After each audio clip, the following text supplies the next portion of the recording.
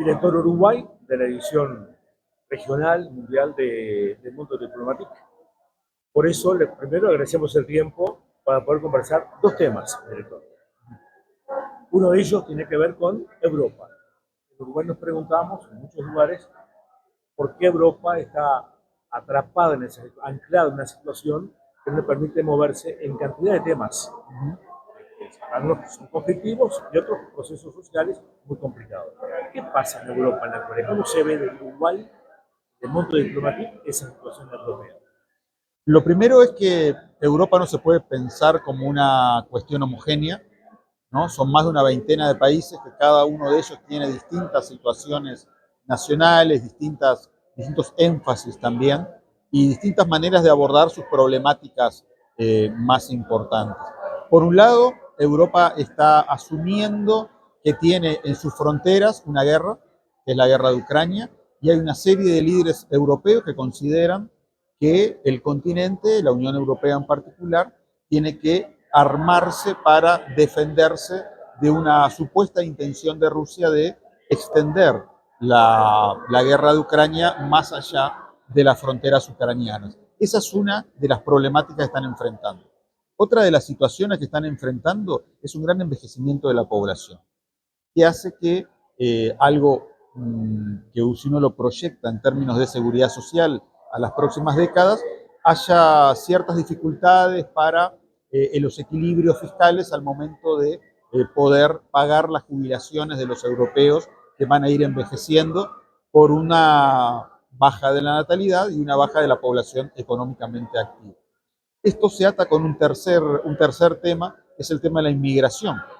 Hay algunos en Europa que ven a la inmigración como una amenaza, es decir, que genera una serie de dificultades en términos de formas de vida, y otros que ven a la inmigración como la manera en la cual la población económicamente activa de Europa puede crecer.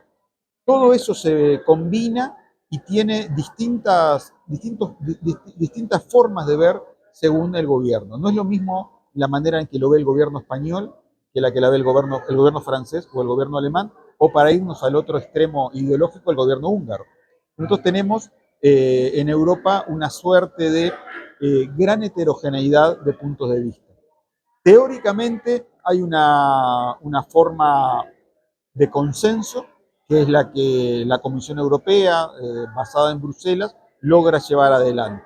Y en ese sentido, Europa tiene que responder a estos desafíos de intentar aumentar su presupuesto de defensa, que es lo que está haciendo en este momento, sin que eso implique una disminución de los presupuestos destinados a las políticas sociales. Tenemos el ejemplo de Francia, que tuvo la caída del primer ministro hace unas pocas semanas, justamente cuando él presenta al Parlamento francés un plan de disminución de 4.000 millones de euros del gasto social para reenfocarlo hacia otro tipo de gastos más vinculados a la defensa. Entonces, eso genera grandes tensiones en Europa, que cada país la va resolviendo según su forma. Tengo necesidad de repreguntar brevemente.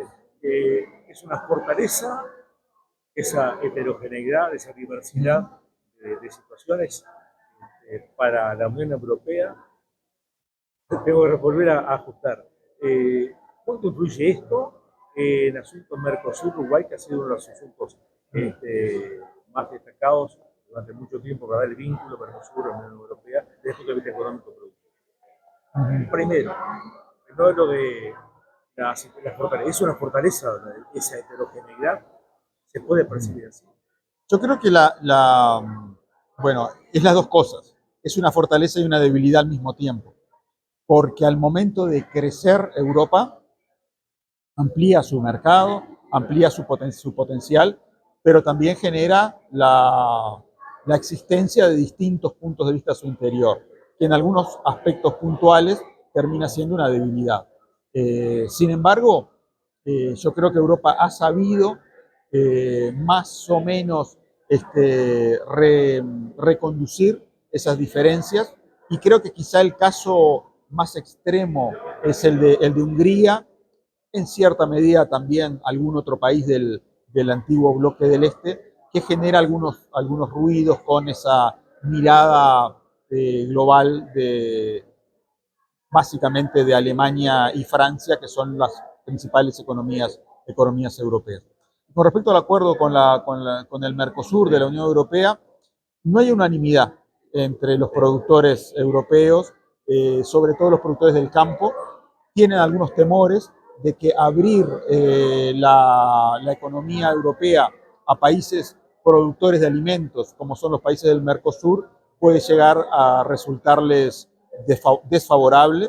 Entonces también va a tener cada uno de los gobiernos europeos que explicar y negociar al interior de sus fronteras ese vínculo con el Mercosur, que aparentemente va a pasos bastante firmes.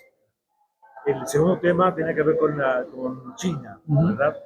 Bloque, organización económica, política, de fuerte, digamos, acción internacional, claramente, más allá de las influencias que tienen los mercados, el poder de venta de materias primas o productos elaborados, los acuerdos eventualmente económicos. Más allá de eso, en la observación periodística internacional, en la que ustedes se destacan especialmente, ¿qué ocurre?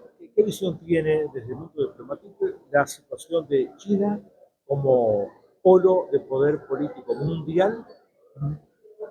Lo vemos ahora actuando de determinada manera. ¿Seguiría actuando así en Estados Unidos? Realmente. ¿Se ve a China actuando, por ejemplo, en la situación de Israel y el pueblo palestino? Uno se hace todas esas preguntas, ¿verdad? ¿Qué respuesta podríamos dar? Yo creo que China, indudablemente, desde hace ya unos cuantos años, es una de las potencias desafiantes con respecto a Occidente, con respecto a Estados Unidos en particular. En los últimos meses, sobre todo a partir de la presidencia de Donald Trump en Estados Unidos, China ha intentado, en términos de relaciones internacionales, situarse como un aliado confiable, tanto en términos económicos como en términos de la actuación en los organismos internacionales. O sea, China se ha plantado ante Estados Unidos como un país que es parte de la comunidad internacional, que por lo tanto juega dentro de los marcos que Naciones Unidas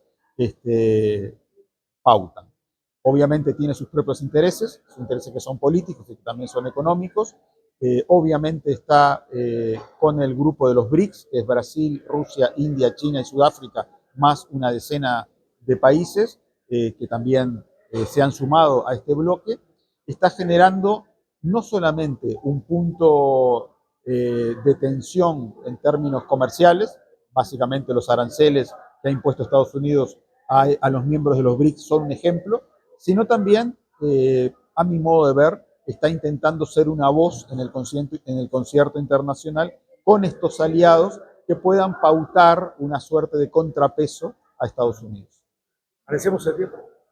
Gracias a ustedes. Gracias por estar en La Paloma. Muchas gracias a ustedes. Es un placer. Es un placer.